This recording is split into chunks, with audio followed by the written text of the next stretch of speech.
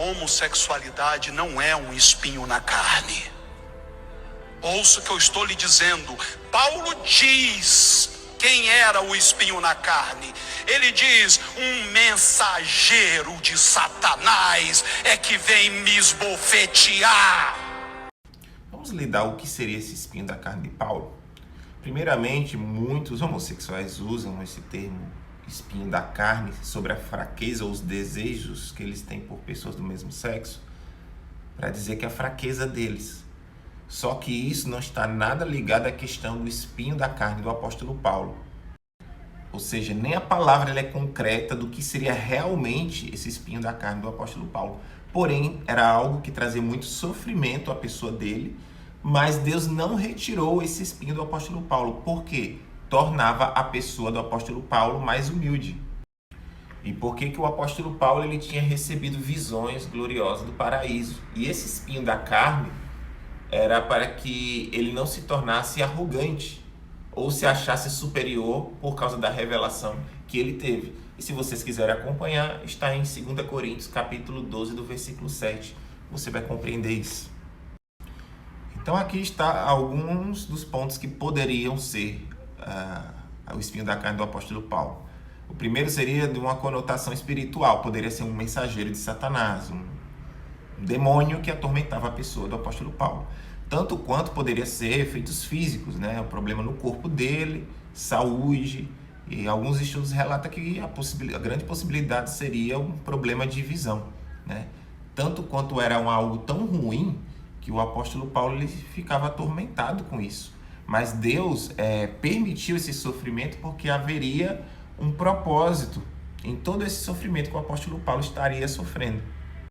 E o que a Bíblia deixa muito claro é que Deus não retirou o espinho da carne do apóstolo Paulo porque o próprio Deus disse a ele que a minha graça te basta. E o próprio apóstolo Paulo nos diz aqui em Filipenses capítulo 1, do versículo 12, que diz assim: quero que saiba, irmãos, que aquilo que me aconteceu tem, ao contrário, servido para o progresso do Evangelho. Como resultado, tornou-se evidente para toda a guarda, palácio e para todos os demais que estou na prisão por causa de Cristo. Então está muito claro que espinho da carne do apóstolo Paulo não tem algo tão claro, mas não tem nada a ver com a homossexualidade. E os sofrimentos que o apóstolo Paulo passou, Deus permitiu e não retirou esse sofrimento do apóstolo Paulo, porque haveria um propósito nesse sofrimento que seria usado para em prol do crescimento do Evangelho. Você quer saber o que é o espinho na carne de um homossexual? Não é o seu desejo, é a homofobia, porque esse mundo está cheio de mensageiros de Satanás. Nossa, gente, doeu até meu coração agora. Apertou. O mínimo da pessoa que estuda a compreensão da fé, que são os pilares: criação, queda, redenção e consumação. Deus criou todas as coisas, destituição, o homem pecou, Romanos 3:23, e assim todos pecaram e foram destituídos da glória de Deus. Tanto quanto a redenção, por meio de Cristo, crucificação, e tanto quanto consumação de todas as coisas, Apocalipse, quando é a revelação do Cristo, do Filho de Deus, né? E quando tudo vai acontecer. Mas basicamente, quando a gente estuda sobre, por exemplo, a depravação do homem, ou o pecado original, alguns termos, que é o quê? É no momento que o homem foi destituído de Deus. O pecado se fez no homem e toda a criação de Deus.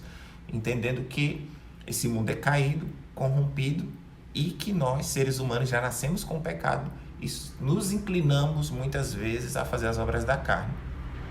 E aí entendemos que o preconceito, tal consequência como a homofobia, é uma consequência da obra da carne. Não tem nada a ver com a comparação que ele fez aí. Então, assim, se torna uma aberração a comparação pessoal que ele está dando aí, que não tem base bíblica, é de que o espinho da carne de um homossexual seria a homofobia, e feita isso pelos enviados de Satanás. Eu sinto muito dizer, porque assim, se alguém é enviado de Satanás, está sendo esse homem, porque o que ele está falando é de uma aberração tão grande que dói no fundo da minha alma, do meu coração. É gente subindo ao púlpito, não para pregar amor, não para pregar graça, mas para pregar ódio. André Valadão, eu você me ouça. Você está sendo um mensageiro de Satanás. Vem cá, então você está querendo dizer que Jesus é algum enviado de Satanás também por pregar uma mensagem dura? Vou mostrar para você agora. Essa aqui simplesmente é uma passagem que o próprio Jesus trouxe duras palavras aos seus seguidores e aconteceu uma situação que está em João, capítulo 6, do versículo 66 ao 69. E diz assim, que naquela hora em diante, muitos dos seus discípulos voltaram atrás e deixaram de segui-lo, a Cristo. E Jesus perguntou aos 12, vocês também não querem ir? Simão Pedro lhe respondeu, Senhor, para que iremos? Tu tens as palavras de vida eterna. Nós cremos e sabemos que tu és o Santo de Deus. Então, nessa passagem é muito claro que Jesus trouxe duras palavras aos seus seguidores e, consequentemente, Jesus quis dizer, olha, se você está reclamando do que eu falei, se você não está satisfeito, você pode ir. E quando Jesus diz em Lucas 9:23, quem quiser vir após mim, negue-se a si mesmo, toma sua cruz e siga-me. Ou quando Jesus diz em Hebreus 12:14, siga a paz com todos, mas sem a qual a santidade ninguém verá a Deus. E santidade é você ser separado, é você deixar as obras da carne de lado e buscar uma vida de santidade para a glória de Deus. Aí eu pergunto para você, explicar para um homossexual que Deus ama a vida dele, mas que ele precisa vencer alguns pecados que são claros no evangelho, como fornicação, e aqui não tem nenhum tipo de gênero, isso serve para quem é hétero e para quem, consequentemente, é homossexual. É pecado explicar para o homossexual que ele deve buscar uma vida de santidade? Ou Mateus 19, que o próprio Jesus não trouxe nenhuma palavra sobre casamento homoafetivo? E tanto quanto no Novo Testamento, não estou usando nem o Velho, Romanos capítulo 1 do versículo 24 e 27, Timóteo capítulo 1 do versículo 10, 1 Coríntios capítulo 6 do versículo 9, enquanto o texto diz que ali enquanto alguns que eram adúlteros, idólatras, efeminados, que está no grego, acernocoitai, malacói, ativos e passivos, o texto é claro que pessoas que viveram essa conduta foram mudados pela graça de Deus na cidade de Corinto. Ou seja, o próprio evangelho mostra que Jesus operou na vida deles e que eles mudaram as pessoas que eles eram e viveram uma novidade de vida. Então, claramente, nem pastor André Valadão, muito menos pastor Silas Malafaia, estão sendo enviados de Satanás, não, porque eles estão sendo fiel à palavra de Deus. Agora, o mais difícil é você provar no evangelho onde está escrito que Deus une pessoas do mesmo sexo, por exemplo. E aqui não é uma guerrinha de quem está certo ou quem está errado. É evangelho, gente, pelo amor de Deus. Porque se a palavra é tão clara que não existe um versículo que aprove pessoas da união do mesmo sexo, como que eu posso dizer que algo pode no evangelho se eu não consigo provar no evangelho? E isso é um grande perigo, porque a Bíblia diz, será que um cego pode conduzir o outro? Ambos cairão numa cova. Se uma pessoa está indo para um caminho de engano e condenação, estamos indo no mesmo caminho, porque negamos a realidade do evangelho e o caminho da verdade. E tem um povo que preferiu abraçar o evangelho do amor, o evangelho que não condena. Por isso eu digo e falo novamente, para uma heresia ser feita, basta ser uma meia-verdade, não precisa ser uma mentira. Pelo amor de Deus, leiam o capítulo inteiro de João, capítulo 3. Jesus conversa com Nicodemos, um fariseu do Sinédrio, um homem importante, um estudioso, o cara mais bem visto pela sociedade. Se a salvação fosse por obras, ele seria o cara que estaria no primeiro da fila. Mas no versículo 7, Jesus diz e olha para ele e fala que não vos maravilhes ter dito isso, porque é necessário nascer de novo para entrar no reino de Deus. Existe um propósito espiritual que Jesus veio salvar as pessoas da morte espiritual. A pessoa que nasce na primeira morte, ela pode permanecer na segunda morte. Mas Jesus veio salvar essa pessoa e oferecer a vida eterna por meio do sangue de Jesus e pelo Espírito Santo habitando sobre a nossa vida mudando todas as nossas obras da carne e buscando viver uma vida de espírito e em verdade e relacionamento e santidade com Deus. Só que muitas das pessoas usam só João 3,16 como esse cara aí, porque Deus amou o mundo. Só que o fato de Deus amar o mundo não quer dizer que as pessoas devam viver de qualquer forma.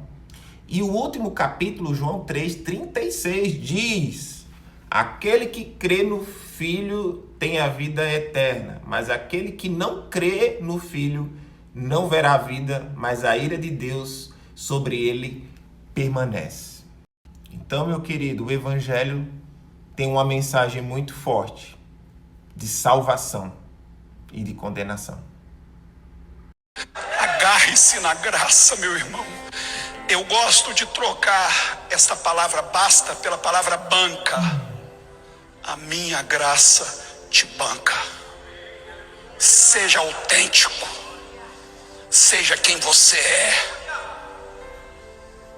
Você não precisa viver uma mentira para agradar A, B ou C. E, gente, analisando as falas dele que doem no fundo da minha alma, se você ler o mínimo de evangelho, que você não tem que acreditar em mim ou nele, mas você tem que acreditar no que a palavra de Deus diz. E a graça de Deus não banca ninguém a viver conforme a pessoa deseja. Evangelho é sobre renúncia, sobre vida de santidade e viver o senhorio de Cristo. Jesus fala ali em João 14 que aqueles que dizem que me amam, segue a minha lei, a minha vontade, ou seja, vive o seu senhorio. Renuncia aos desejos da carne e busca viver uma vida de santidade. Jesus chama de mentiroso aqueles que diz que ama ele, mas não segue a vontade dele. Em nenhum momento Jesus diz que a gente tem que ser como somos. Se eu tenho que ser como eu, Riquelmo, sou, falho, pecador, eu estou desconsiderando a morte de cruz, de Cristo. Eu estou praticamente tratando como nada. Jesus morreu em vão para eu ser como eu sou, que eu não preciso mudar, que eu não preciso sacrificar coisas carnais na minha vida. Então, gente, cuidado aí com esse pastor da Xuxa, porque ele está pregando umas heresias muito grandes. E tanto quanto teologia inclusiva, que eles não conseguem nem provar as afirmações dele no evangelho, ou como que um bissexual iria fazer para casar, ou ele teria que casar num trisal, né? Para poder se sentir feliz da forma como ele deseja, entende? Então o evangelho não é sobre mim o que eu acho, é o que está escrito. Não posso eu, Riquelmo, acrescentar algo a mais à palavra de Deus, porque a palavra de Deus diz: ai daquele que alterar uma letra dos escritos. Porque até Deus se submete à sua própria palavra. De tanto de como Deus é amor, justiça e fogo consumidor. Existe um caminho de condenação e Jesus chama as pessoas para o caminho de salvação. E isso está incluso pessoas que são homossexuais. Jesus ama a sua vida, ele deseja que você o busque e que somente por meio dele, num encontro genuíno com Jesus, é que a palavra de Deus vai fazer sentido na sua vida. E por você mesmo vai amar tanto a Cristo e conhecer da graça dele, que é irresistível aos meus olhos. Por você mesmo vai tomar as decisões que você deve tomar. Então ninguém obriga alguém a deixar de ser gay, mas o encontro genuíno com Jesus é transformador ao ponto da pessoa renunciar a isso e buscar a vida de santidade. Assim foi comigo, assim foi na vida de vários. Então, se você ainda se encontra na homossexualidade, vai na igreja, vai escutar a palavra. O evangelho às vezes é um confronto, mas é um confronto de amor, porque a palavra de Deus diz que Deus repreende aqueles que ele ama. Então, se Deus repreende a quem ele ama, eu quero mais é ser repreendido por Jesus. Então, não caio nesse evangelhozinho de amor. O evangelho é um confronto, mas o confronto de Deus é para o seu bem e principalmente para o caminho de salvação. Então, Deus abençoe a sua vida, cuidado com as heresias e busque ler o que está escrito no evangelho para que você não venha cair em engano. Deus abençoe.